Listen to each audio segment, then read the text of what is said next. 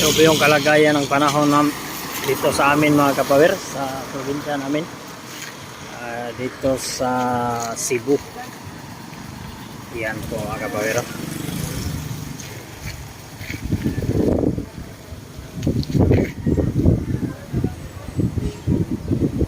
September 14. Ito po mga kapawer, yung kalagayan ng ating panahon mga kapawer.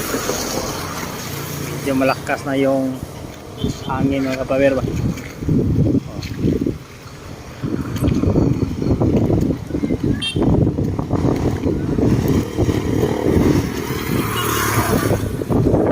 Lakas ng hangin mga kapawer.